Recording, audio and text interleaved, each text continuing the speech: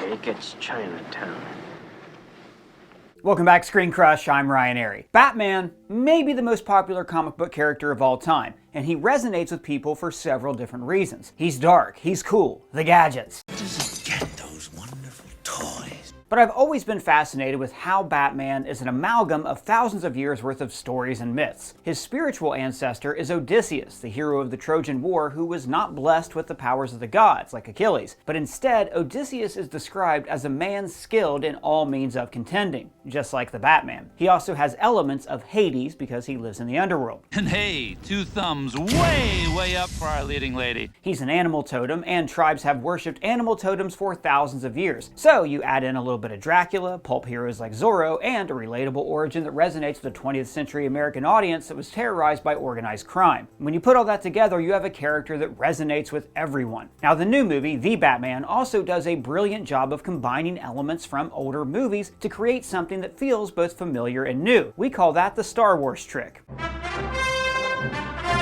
The Batman combines the genres of film noir, neo noir, horror, thriller, mysteries, gangsters, silent films, and puts this all into the framework of a modern-day superhero blockbuster. At DC Fandom in 2020, writer-director Matt Reeves mentioned a few inspirations from other films, citing Chinatown and mystery thrillers. But now that we've actually seen the movie, we can go through and cite homages to some of the greatest films of all time. Some of these you may have seen, and some maybe you haven't, but warning, there will be spoilers for these movies ahead. Now for me, the element that makes this Batman film stand apart from any other superhero film is the setting and tone. Now most superhero movies are set in New York. Even Superman's Metropolis was obviously New York.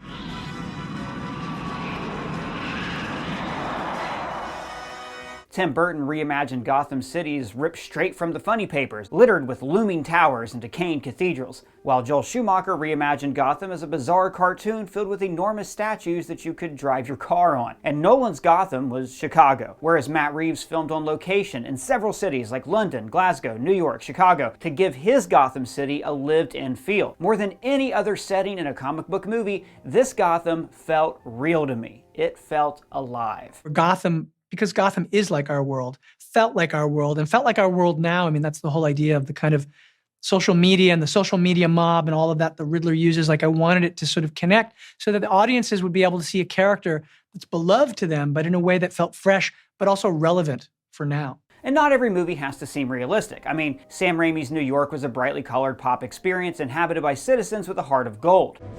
You want to get to him, you got to go through me. And me. Me too. This is a fictionalized version of New York City, but it's a fun one. It's a New York we all want to believe in. But Reeves' Gotham owes way more to the New York crime films of the 1970s and the genre Neo Noir. That Neo Noir storytelling and the kind of revisionism, the way that Chinatown is kind of a revisionist noir, I was very affected by those stories, and I thought there was an opportunity here. That's interesting. What is Neo Noir? Well, you've probably heard of film noir. That's the 1930s genre of the hard-boiled detective on the outskirts of society. It's been parodied countless times. Looking for something? No. She said she wasn't, but her eyes said otherwise. She was all dame. Legs that went all the way to the bottom of her torso.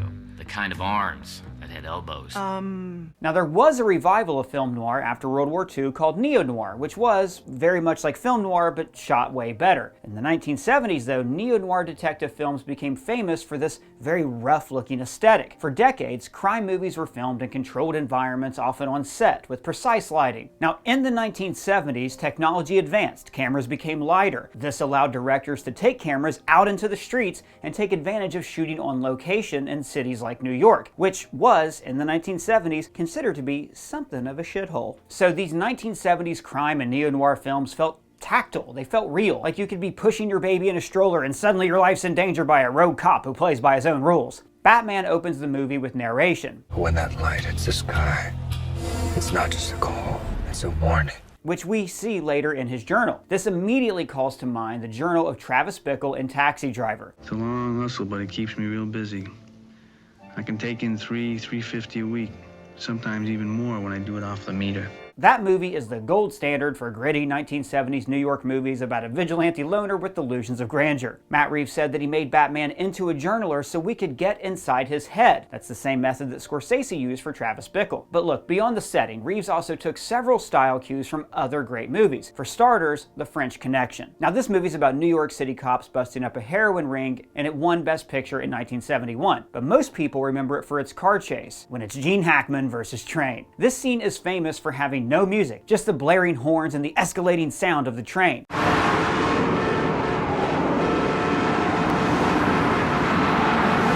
But the real innovation was placing the camera on the front bumper and under-cranking the speed so there were fewer frames per second, making it appear like the car was moving faster than it actually was. They used the same technique for the speeder bikes in Jedi. That's right, good manager, good boy. I love you. I love you too. So, there is a lot of the French Connection's DNA in the chase with the Penguin. Cinematographer Greg Fraser even mounted the cameras to the cars, so the audience would feel every hit. A 70s chase like the French Connection or Bullet. I wanted hard mounts because when the car shakes, I wanted the camera to shake. In fact, it's stunning that they did this whole race practically. You know this shot, the one where the Penguin reacts and the car bursts through the flames in the background? That's not CGI. They really mounted the camera there on the car, filmed Colin Farrell's reaction, watching the Batmobile fly through flames. I got you! I got you! Take that, you friggin' psycho! Now for this shot, Reeves was inspired by the film adaptation of Stephen King's Christine.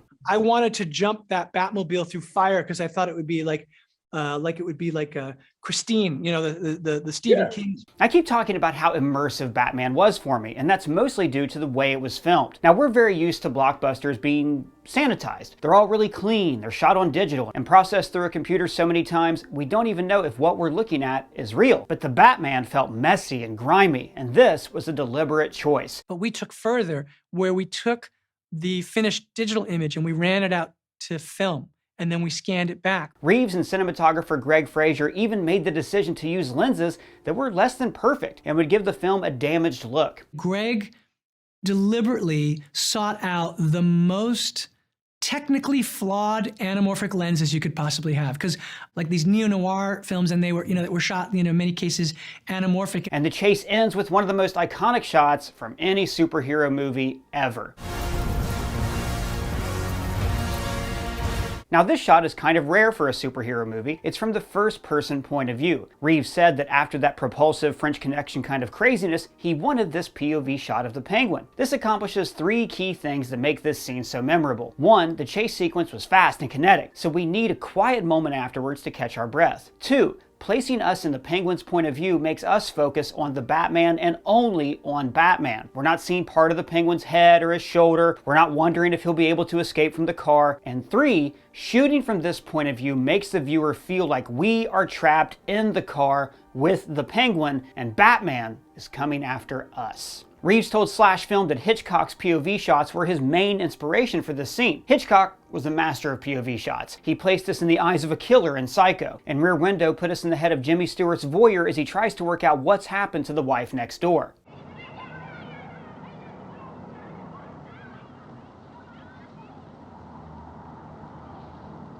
Reeves also saw this movie as a way to honor the legacy of the Warner Brothers gangster movies from the 1930s. Now this included films like the original Scarface, White Heat, Angels with Dirty Faces. Is that like Angels with Filthy Souls? Actually, Doug, yes. Angels with Filthy Souls was a parody of Angels with Dirty Faces. Keep the change, you filthy animal. Now these films were made in what's called the pre-code era of Hollywood, before the content of movies was more heavily regulated to be family friendly. As a result, these are dark, violent movies. You get the feeling that just like in the Batman, the violence is real. And guess what? In the case of Scarface's famous shootout scene, the bullets were real. They actually hired World War I marksmen to fire at the wood behind him, so the actor was actually being chased around by real rounds of ammunition.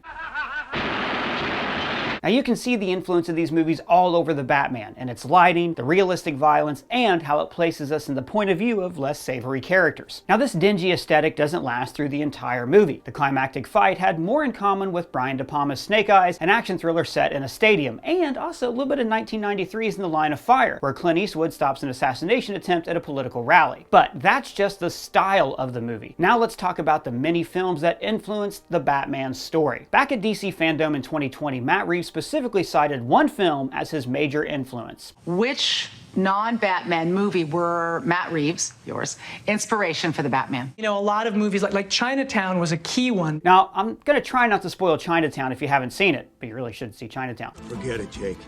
It's Cloud Town. But I am going to describe the movie and the elements that the Batman borrows. The film was released in 1974, and it's a neo-noir film that uses 1930s and 1940s film noir as a major point of reference. We have the hard-boiled detective, the femme fatale that he can't seem to trust. So there are obvious parallels to the Batman, where the main character is the world's greatest detective who, like Jake Geddes in Chinatown, works outside the law. And he also catches feelings for the femme fatale, Selina Kyle. In both movies, this love interest has a secret relationship to the big bad villain who's controlling everything behind the scenes. But the key to Chinatown's plot is a deep conspiracy involving the city of Los Angeles siphoning off public funds for a corrupt purpose. Now, this was repurposed for the Batman, which revealed that Falcone is using the Wayne Renewal Fund to control all of the city's institutions. And speaking of government conspiracies, Matt Reeves also told Movie Maker that I watched All the President's Men and I just started saying, okay, so how do we start to describe just how high this corruption went? All the President's Men tells the real-life story of how Bob Woodward and Carl Bernstein uncovered Nixon's involvement in the Watergate break-in, which led to his impeachment.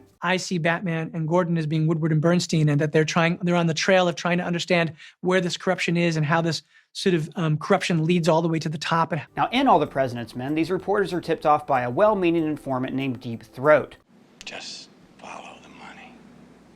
The Batman subverts this idea. It also has an investigative duo with their own informant who talks to the press, except the informant is the villain of the movie. So now let's pivot and talk about the Riddler and the many influences that shaped this film's characters. The movie that influenced the Batman's villain the most is David Fincher's Zodiac. This is a retelling of the real-life Zodiac killer. Now, much like the Riddler, he involved the press in his murders and sent them hidden decoded messages. To prove I killed them, I shall state some facts which only I and the police know. Both killers created their own insignias, and the Riddler even dresses like the Zodiac. They wear dark, crude costumes like they're wearing executioner's hoods, and the Riddler's glasses match drawings of the Zodiac killer. And they also match Jim Carrey's in Batman Forever, which is weird. Both the Zodiac and the Riddler are motivated by a desire to feel important, to be seen by the world as more clever than anyone else. Hey pig, doesn't it rile you up to have your nose rubbed in your boo-boos?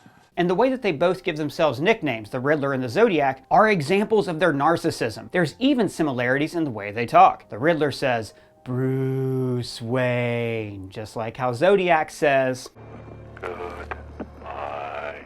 Now, this hunt for the Riddler also takes on the beats from a 90s serial killer movie. And so the idea that you would be in a room with a bunch of forensic cops and beat cops and all these people, there'd been the murder of this high-profile figure like the mayor, and a guy walks in a cowl with a cape. This was a huge genre in the 1990s, kind of a precursor to the docu-murder mysteries of today, like Making a Murderer. This trend was kickstarted in 1990 by Silence of the Lambs. Now, I don't think a movie can feature a scene where a hero speaks to a villain behind glass without it being compared to this movie. I ate his liver with some fava beans and a nice Chianti.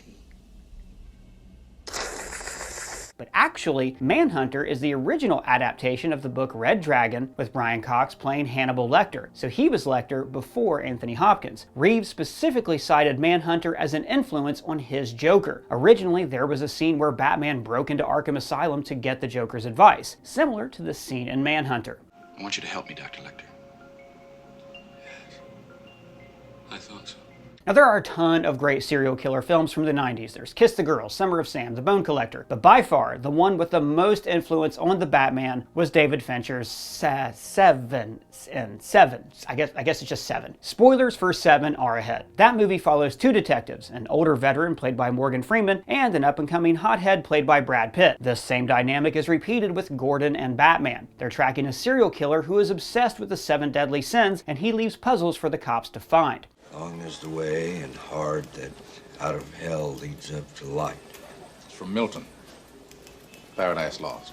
Now, just like in The Batman, we never learn the killer's real name. Now, he flees from his apartment in a shot that's nearly exactly recreated in The Batman. And his home is also crammed full of journals that are filled to the margins with cryptic nonsense. What sick, ridiculous puppets we are, and what a gross little stage we dance on. John Doe and the Riddler both allow themselves to be captured, and in a shocking twist, each uses the younger, more hot-headed hero to complete their mission. Riddler uses Batman to bring Falcone into the light, and John Doe does well... Oh, what's in the box? So those are the movies that influence the setting, story, and tone of the movie. But what about the characters themselves? Now, the Penguin is actually inspired by a character from The Godfather. I'm gonna make him an offer. Not that one. You just wait. Nope. You're unlucky. No, the Penguin was inspired by this guy. He said there was something in it for me, on my own. Fredo is the brother in the Corleone family who was always underestimated and passed over. I wanted him to be a character who was not yet the kingpin and was kind of underestimated and looked down on and even made fun of to a certain degree. Colin Farrell told Movie Maker that Fredo was definitely a reference for the Penguin. Personally, I can't wait to see how he comes into his own in the next movie and fights to become the new boss. I'm vengeance. This movie's Batman isn't just a repetition of the many Batmen that have come before. He's his own character. More broken, more raw, more emo, I guess you could say. A goth believes that deep down the world is totally up. But an emo thinks that deep down they are totally up. He has no interest in the life of Bruce Wayne. He's more violent. Reeves told Empire magazine that he wanted to get away from showing Bruce Wayne as a playboy, so he studied Gus Van Sant's film The Last Days, about a musician loosely based on Kurt Cobain. He envisioned this new Bruce as a kind of fictionalized Kurt Cobain in a decaying manner. And the new Bruce Wayne is very grunge. The hair, the pouting, the Nirvana soundtrack that loops endlessly in his mind. You get the feeling that he is dealing with the same demons that plagued the Cobain character in The Last Days. I can't do anything.